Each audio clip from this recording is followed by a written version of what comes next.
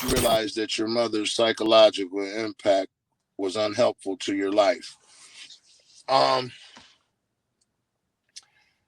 Being married twice and divorced twice, it took me a bunch of times to bump my head with women. I got 7 kids by 5 different women. So my desire for commitment was there. My desire to be a husband, provider, protector, and legacy builder has always been there because I grew up with uncles and my parents were married, and I had my father for a significant portion of my life. So what happens is when you're dealing with a woman who has been heartbroken, right? Like my mother's experienced a lot of trauma once her divorce was final. My grandfather died, which was her father.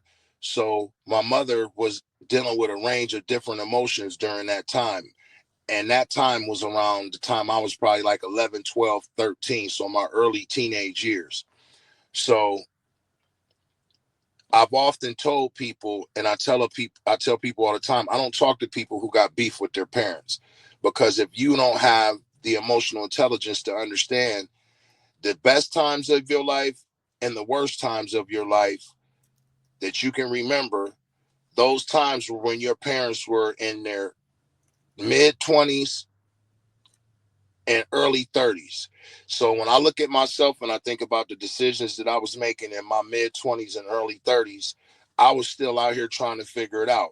But in my life, I realized those were the best times of my life when I was a child. I'm a 70s baby. So to offset whatever psychological damage that would have happened, the flip side of that, where you balance it out, is understanding and realizing my parents were kids when they was trying to raise us, and they were making the normal decisions and the mistakes that the kids at their age were making.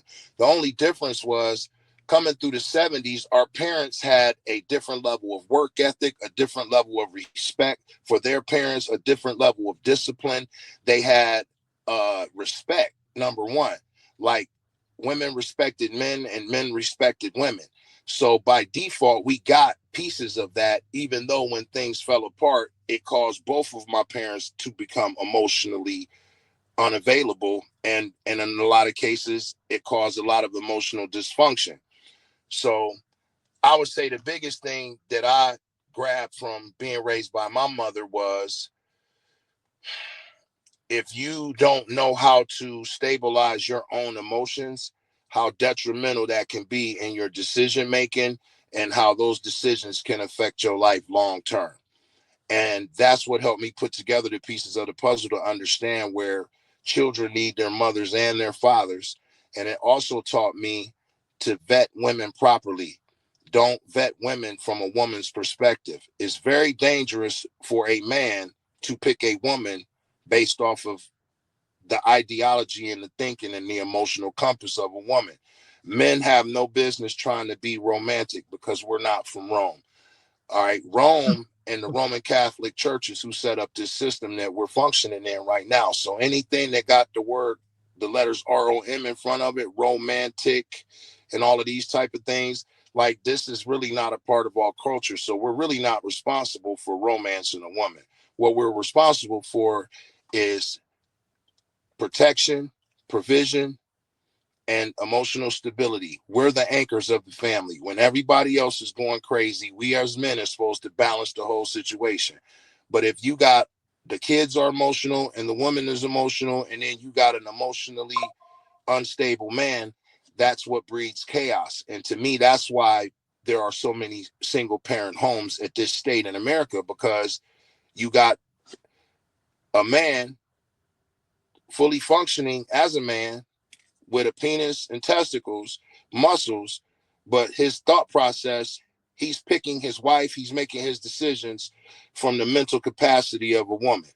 And depending on the caliber of the mother, that's going to determine the caliber of his decisions. If you had a disciplined mother who had sexual discipline and accountability, you're going to have a sexually disciplined young man that's going to be accountable. If the mother was a deflector, if the mother was avoided accountability, if she was financially unstable and emotionally unstable, those boys are going to have those same characteristics, and they're going to play out in some type of way. Now, the child might go to college, become successful, graduate, and got it going on financially because he watched his mother be unstable with money, so he vowed to himself he would never do that. Now, everything is fine until he meets what he thinks is the love of his life, and that woman starts hitting switches in his emotions that he's not aware of. And then that's when you see the breakdown happen to him.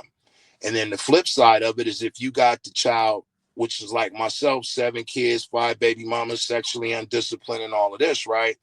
Once I go through the pain of the process of getting my head cracked, child support, kids being taken from me, and all of these things, the flip side of that is that pain causes me to become more financially and emotionally stable as I go along.